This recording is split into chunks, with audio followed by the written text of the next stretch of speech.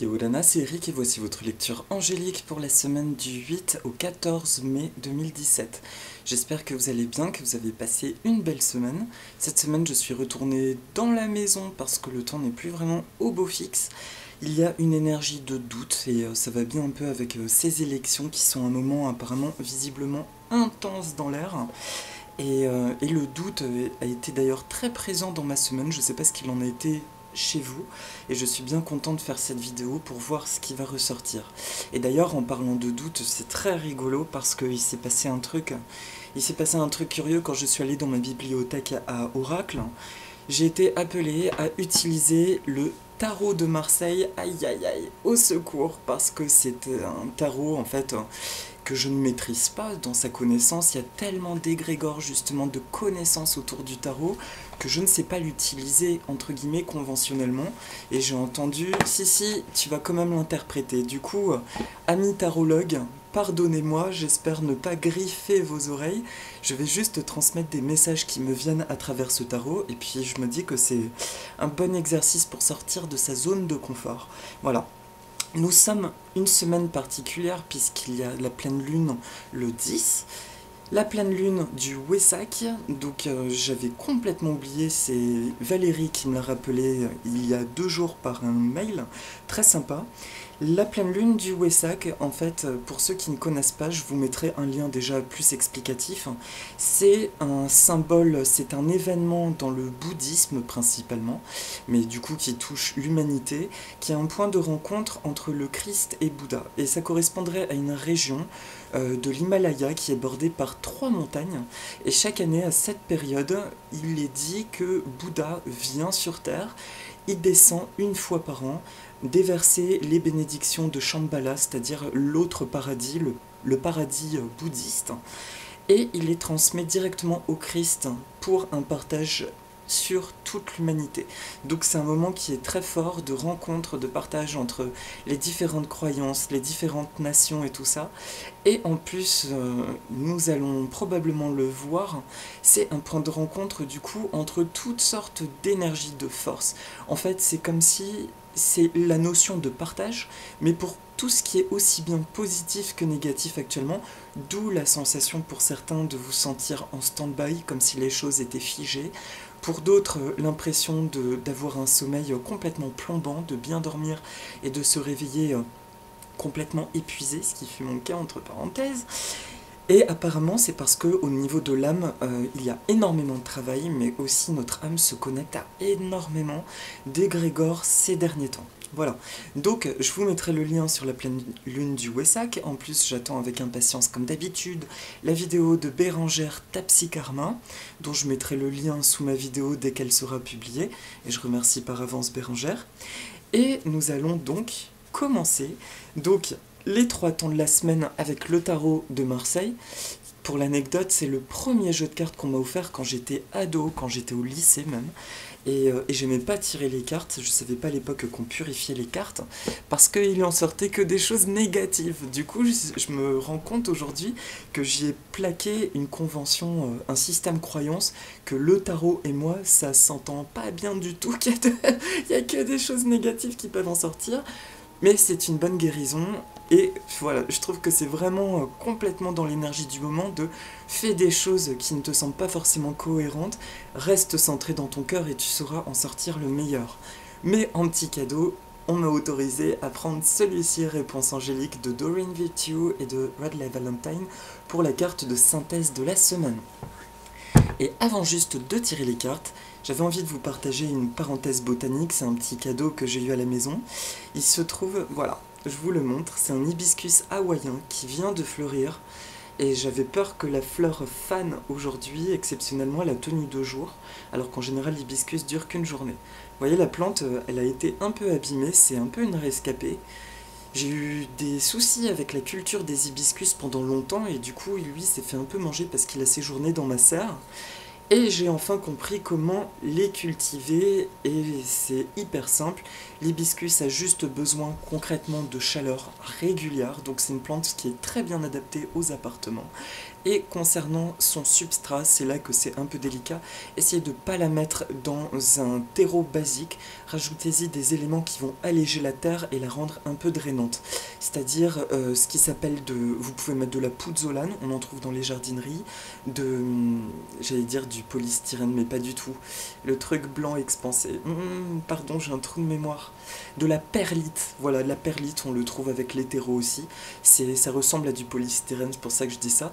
Et c'est bien de mélanger au moins une moitié, voire enfin un tiers à une moitié d'éléments drainants qui allègent la terre et du terreau normal, de la bonne terre.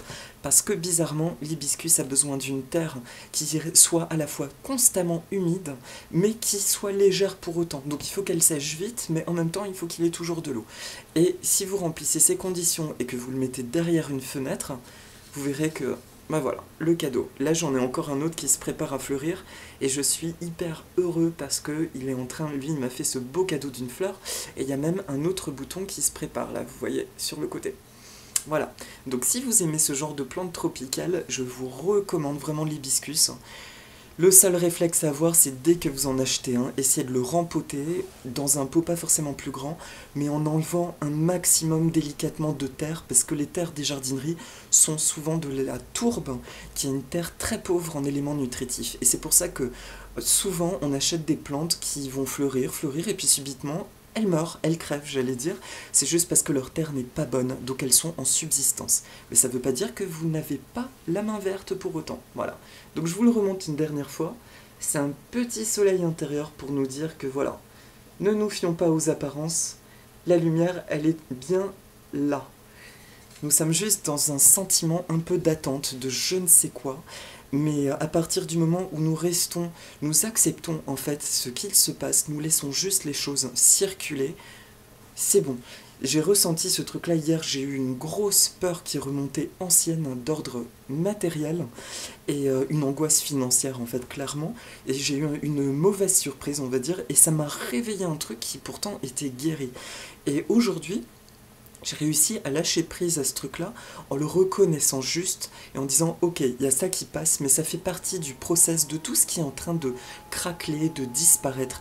Et je n'arrête pas d'entendre la phrase en boucle, c'est à ça que je veux en venir, qui est élémentaire et qui m'a beaucoup aidé. J'arrête pas d'entendre la phrase suivante, quand tu aspires un changement, ne t'arrête surtout pas sur les choses qui s'effondrent, les apparentes petites ou grandes catastrophes, elles font partie du processus. C'est vraiment un truc que j'arrête pas d'entendre dès que j'expérimente un truc lourd ces derniers temps. Donc ça, je ressens fortement qu'il est important de vous le partager. Essayez tant que faire se peut, si ça vous parle bien sûr, de vous dire quand quelque chose de négatif se produit, ok, je fais confiance au processus. Je sais que ce qui est en train de disparaître sont des choses dont je n'ai plus besoin et qui plus est sont peut-être en train d'entraver la nouveauté qui est en train de s'installer dans ma vie. Voilà, c'était le message le plus important. Alors, challenge, on va tirer ce tarot. Donc, bien entendu, je ne m'hasarde pas aux arcanes mineurs, mais juste aux arcanes majeurs. Alors, j'ai la pression, je pense à mon amie Bérangère qui est magnifique dans son tirage du tarot. On va voir ce qui va en ressortir. Je vous dis, c'est autant intéressant pour vous que pour moi. Alors, merci à toutes les sources d'amour et de lumière de l'univers de m'envoyer un message clair pour les 3 temps de la semaine. Merci de m'envoyer un message clair pour lundi et mardi. Oh, c'est sympathique. Bon. Alors, ah bah les 2 autres ont sauté. Ok, alors, pour le milieu de semaine. Ça, c'est pour la fin de semaine, non. Pour milieu de semaine, la première, oui. Oui, oui, oui. Ah, d'accord. Ok. Et ça, je le garde. C'est pour le tirage? Non, ok. Est-ce que j'en ai une autre à tirer là-dedans? Non. Pardon, du coup, je parle tout seul. C'est juste qu'il y a des cartes qui ont sauté du jeu. Alors, réponse angélique. Là, merci de m'envoyer. Je demande à toutes les sources d'amour et de lumière de l'univers, s'il vous plaît. Merci de m'envoyer un message clair. Un conseil pour nous tous, pour tous ceux qui regarderont cette vidéo. Pour cette semaine, super. C'est bien, super. C'est le genre de jeu comme je les aime. Alors, pour le début de semaine, accrochons-nous, ça c'est une des rares cartes que je connais. Que je connaisse. La Maison Dieu. Bam bam bam. Alors, c'est marrant parce que justement c'est entre autres à cause de cette carte que j'ai arrêté de tirer le tarot. Le truc que j'en entends, la Maison Dieu, c'est avant tout l'effondrement. Et la phrase qui me vient immédiatement, c'est tout se détruit pour mieux se reconstruire. Donc, en voyant cette carte, la première chose que je vois, c'est le fait de se sauver. Effectivement, c'est une intervention divine qui vient faire s'écrouler des choses, des bases, en fait, des fondations. Et on se sauve de là, en plus en prenant feu, donc le feu purificateur. Donc pour aller au bout du truc, pas forcément cool d'apparence, c'est que non seulement on se jette du haut de la tour de ces apparentes fondations qui sont en train de péter, mais en plus on a le feu au pied. Ça veut dire qu'il y a cette espèce de grande purification en nous. Donc un sentiment qui peut être de l'agitation, de la peur, des émotions négatives qui remontent justement, accompagné d'un effondrement collectif. Ah ben, le mot collectif vient de sortir tout seul.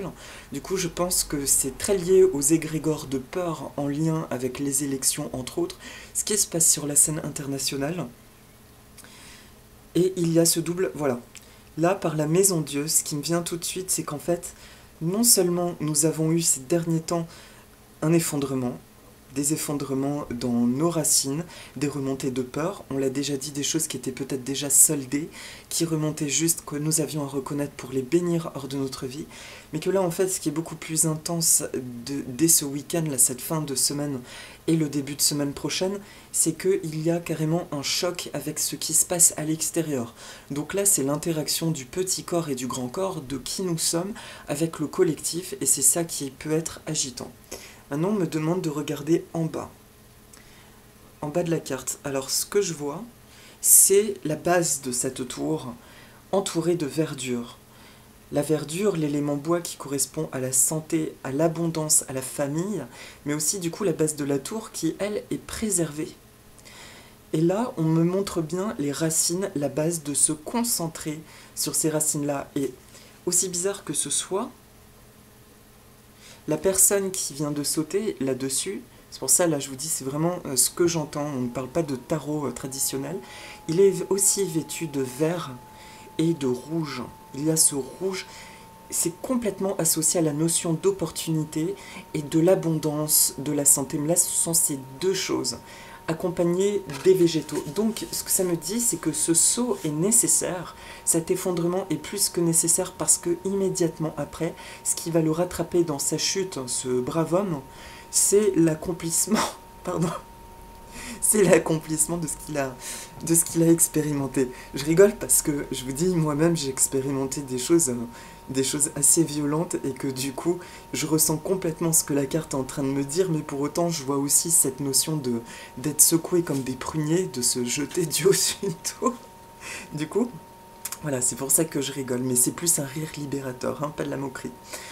Mais en tout cas, voilà, ce qu'on me montre, c'est la notion d'être rattrapé dans la chute. C'est qu'à un moment donné, nous sommes obligés de laisser aller, de laisser ce vertige des peurs. Donc, en situation concrète, alors, bon, je cite mon exemple parce que c'est le truc que j'ai expérimenté. La peur que j'ai vécue, par exemple, c'était une peur, par exemple, d'ordre financier, c'est du b.a.-ba, la peur du manque, je vais pas m'en sortir, qu'est-ce qui se passe? Et subitement, il m'est arrivé un autre événement, un truc hyper positif, qui m'a rattrapé au vol pour me dire que tout va bien. D'ailleurs, j'ai eu un magnifique cadeau, une magnifique attention, de Jean-Marc, que je remercie, que je salue du fond du cœur, parce que c'était un véritable cadeau du ciel, et justement comme un clin d'œil, ça a switché automatiquement. J'ai eu un problème de cet ordre-là, automatiquement, il y a quelque chose qui est venu sous la forme d'un clin d'œil pour me dire, t'inquiète pas, là où tu vas, en tout cas, tu es rattrapé, et en plus, c'est pour générer des nouvelles bases, effondre tout ce qui est malade, tout ce qui n'est pas juste, parce que ce qui t'attend, les petites graines qui sont encore sous forme de petites graines, auront d'autant plus de place pour germer et se développer.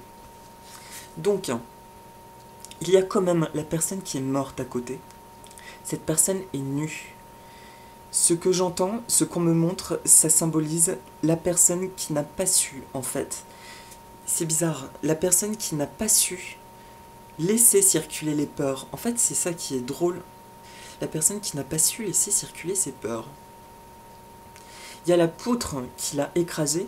Ce qu'on me demande, c'est comme si c'est quelqu'un qui s'est jeté, qui a été pris de panique avant même l'intervention divine. Elle a senti qu'il y a quelque chose de grand qui grondait. Et au lieu de faire confiance, elle s'est jetée avant même de faire confiance à l'intervention divine. Elle l'a sombré dans ses peurs. Et du coup, par ses peurs, elle s'est faite directement casser par cette poutre. Tandis que l'autre, si on regarde bien l'image, l'autre, non seulement elle est habillée, mais ses flammes me font penser, dans mon côté un peu enfantin, me font penser presque à une montgolfière, quelque chose qui la rattrape, qui amortit sa chute. C'est-à-dire qu'elle sort indemne.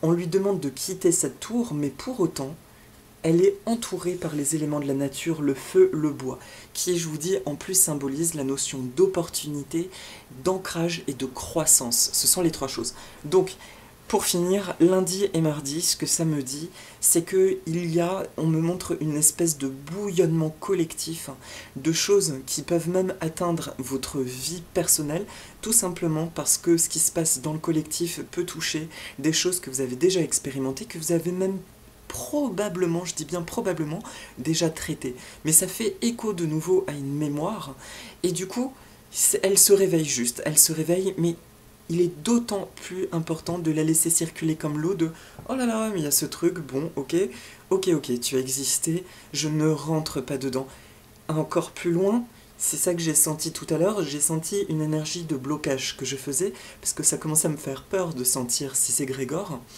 et j'ai senti « Non, au contraire, je laisse circuler. » Avec l'intention « Circuler, il n'y a rien à voir, circuler, il n'y a rien à voir. » Restez juste dans cette ouverture, laissez-vous juste porter, en restant juste dans votre cœur, dans ce que vous avez à faire, faites confiance, encore une fois, à cette vibration qui est en vous, qui elle est complètement juste, et qui est juste secouée par ce qui se passe, plus.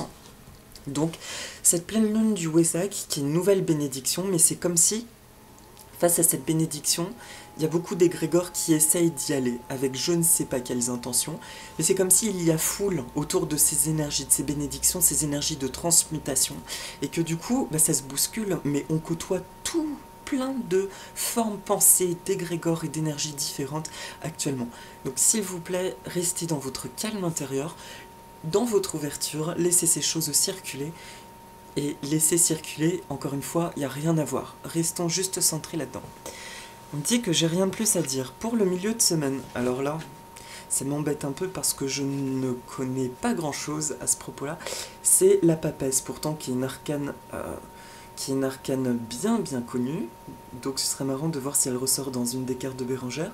Donc, autour de la papesse, là, c'est pas l'envie de regarder dans mon livret qui manque, mais encore une fois, j'entends de ne pas le dire, de ne pas le lire. Alors, je vais regarder ce qui me vient. Il y a une forme de connaissance par ce livre ouvert, une connaissance qui est acquise. Il y a une notion de centrage dans sa posture. C'est une femme qui est bien assise, qui est bien droite, qui est bien posée. Elle est comme couronnée. Et en plus, il y a une trinité, une couronne, une trinité. Ce qu'elle me montre, c'est effectivement l'union dans l'amour de plusieurs choses. Merci Bérengère d'ailleurs de m'avoir transmis cette info-là. C'est que, au niveau de l'amour collectif comme individuel, pour ceux qui aspirent à un amour terrestre aussi, du couple, ou collectif en fait, il y a donc aujourd'hui forcément une trinité, c'est-à-dire l'interaction entre les deux entités, ce qui peut être entité collective, entité personnelle ou deux entités personnelles, et le nouvel égrégore d'amour divin qui rayonne autour de tout ça, ce jaillissement. Donc ce que ça me montre autour, on est clairement dans cette vibration-là de trinité, d'union, de fusion entre différents pôles de nous-mêmes et un ancrage, encore un couronnement, et ça va très bien avec cette énergie du Wesak, parce que pour moi la papesse, alors je ne sais pas pourquoi, elle est très associée à l'énergie lunaire. Est-ce que c'est parce que c'est une femme?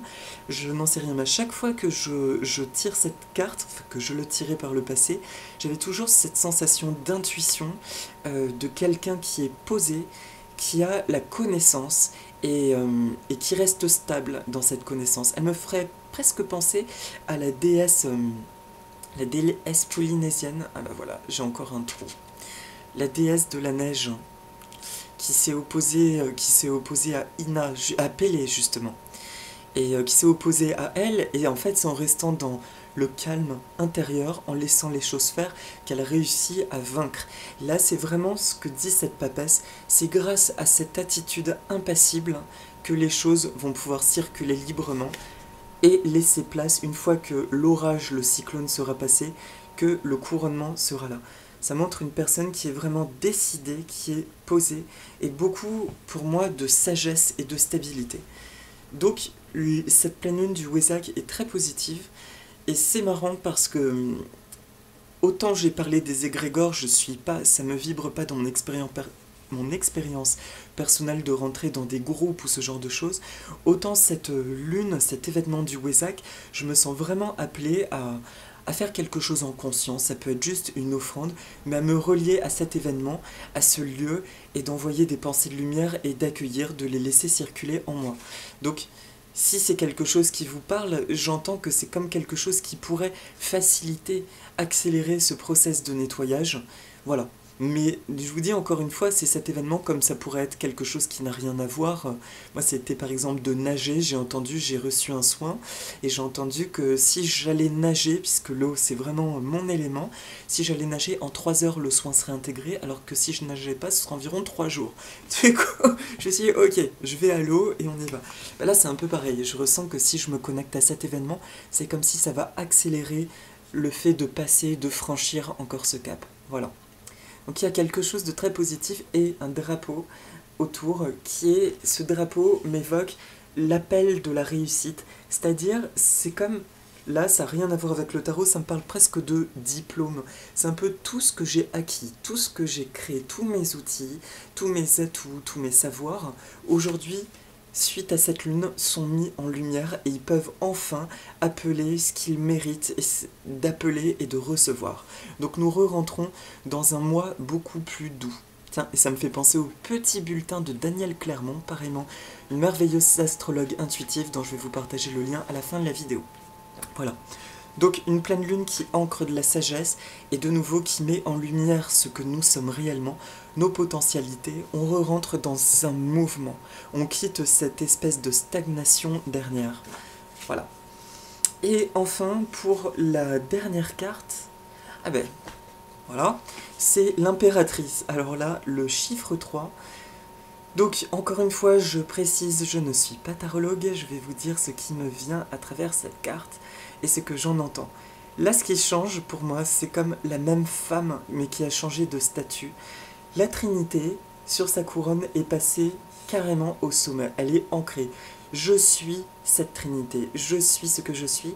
Et puis, il y a ce bouclier avec un genre de blason, une représentation, un bouclier, là qui va symboliser un attribut, je sais d'où je viens, je sais qui je suis, et la protection, je suis protégé par ses propres origines, aujourd'hui par cette essence. Et il y a aussi un sceptre qui pour moi est un symbole du coup de pouvoir, qui me fait penser à une fleur de lys, justement. Oula, même ça va loin parce que c'est comme si on regarde bien l'objet, c'est comme si c'est un cristal qui est posé dans ce V en fait. Du coup, le réceptacle a enfin accueilli sa polarité qui lui permet de s'exprimer dans sa totalité. Et la couronne s'est étoffée, mais n'est plus une trinité, elle est, tout simplement. C'est ça que j'entends. Et nous retrouvons le code couleur du vert et du rouge qui montre bien que là, il y a un ancrage dans les sphères de la famille, de la santé, de l'abondance et de la renommée, donc des opportunités. Là, c'est ma corrélation avec mes connaissances asiatiques. Il y a vraiment la notion de pouvoir. Nous rentrons dans une nouvelle ère de pouvoir personnel. Donc, j'ai envie de dire, dans mon ressenti, pour tous ceux qui ont accueilli ces périodes bien lumineusement, qui les ont laissés circuler, eh bien c'est juste parfait. Là, nous rentrons enfin dans une vague posée, beaucoup plus fluide, d'ancrage, et du coup, oui, d'accomplissement de soi, un accomplissement supplémentaire. Tout en restant dans la polarité du yin. Et là, ce que ça me dit autour du yin, c'est toujours la dimension de réceptivité, parce qu'actuellement, j'entends que nous sommes très nombreux à avoir des attentes. Nous ne savons pas quoi, nous ne savons pas ce que nous attendons, mais nous savons qu'il y a comme quelque chose de merveilleux qui est sur le point de se produire. Et là, si c'est le féminin qui est apparu dans ces dernières cartes, c'est pour souligner le fait que ce travail-là, ce que nous expérimentons ces derniers temps, c'est enfin la notion de réceptivité. Ce travail est directement associé au fait de récolter ce qui est juste aujourd'hui pour nous et ce que nous attendions depuis bien longtemps.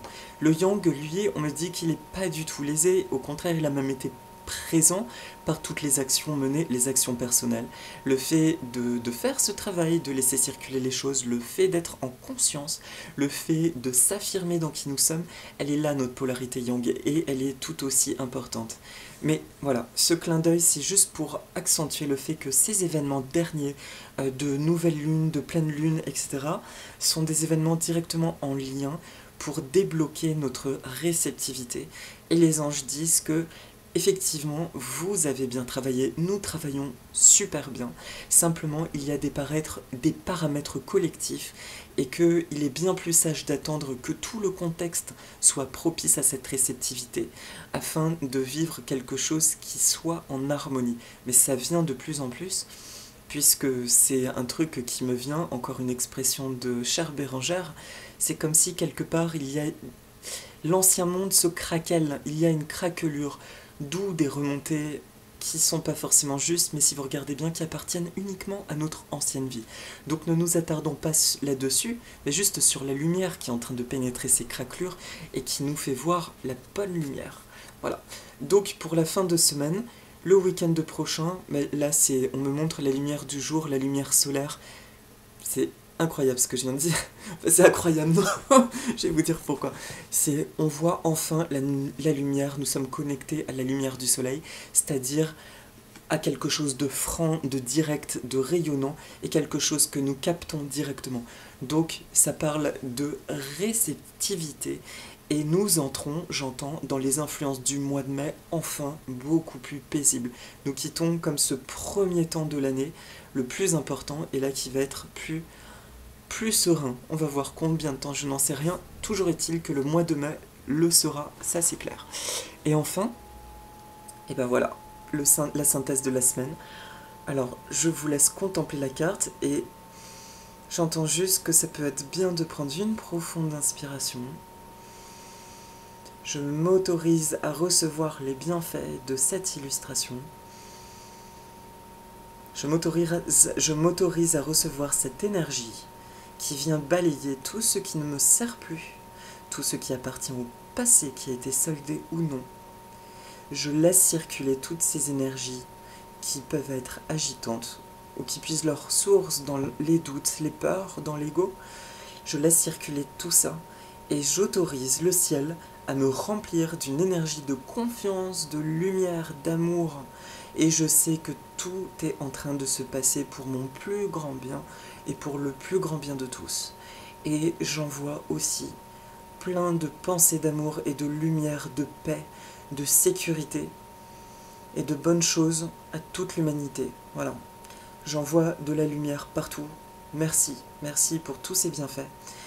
Merci.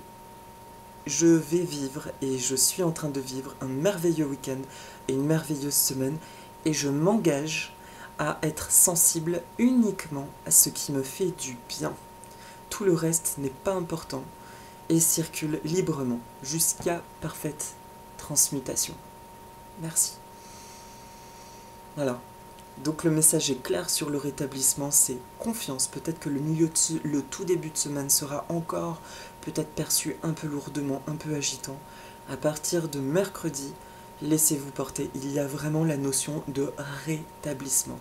C'est comme si nous avons fait des efforts, nous nous sommes sentis cassés, parfois peut-être un sentiment d'injustice, de je comprends pas là, je comprends pas ce qui se passe, ce n'est pas juste dans le sens, ça ne résonne pas avec ce que je suis en train d'expérimenter. Et pourtant, on nous dit bien que si là c'était juste l'interaction avec les égrégores collectifs, je demande à ne pas m'y connecter et à vivre une merveilleuse semaine et tout ira bien. Voilà. Et je vous remontre pour finir l'hibiscus, qui là me transmet l'information, laisse agir et laisse l'énergie du soleil te remplir. Voilà. Rappelez-vous que même si nous ne le voyons pas, que le temps est un peu maussade, le ciel est toujours au-dessus des nuages. Seule cette pellicule nous relie à lui. Et pourtant, si nous regardons sur un aspect plus scientifique, les UV, eux, peuvent quand même traverser les nuages, donc c'est pas anodin. Il y a quand même cette lumière de croissance, donc le soleil est là. Laissons juste les nuages se dissiper, laissons-les partir et passons une super semaine. Voilà. Écoutez, je vous souhaite une merveilleuse semaine. Je vous embrasse fort, et puis tiens, derrière moi, c'est une représentation là de Ina. Ina, dans un oracle des maîtres ascensionnés de Dorine Virtue, justement, cette déesse associée à la lune qui sort de l'eau. C'est la déesse qui a, comment dire, qui a apporté comme la première source de nourriture au peuple, et c'est pour ça qu'elle est autant aimée, j'allais dire adorée, mais c'est même pas adorée, c'est juste aimée par les peuples polynésiens et hawaïens. C'est parce que c'est elle qui a offert le taro, qui était la nourriture de base, un peu comme la pomme de terre pour nous occidentaux, enfin la nourriture, voilà, qui répondait à beaucoup d'interrogations alimentaires. Et Ina est associée à la lune et à l'intuition. Voilà. Je vous embrasse, accompagné de magnifiques Ina, et je vous dis à très bientôt, à la semaine prochaine. Maorururoa. Aloha.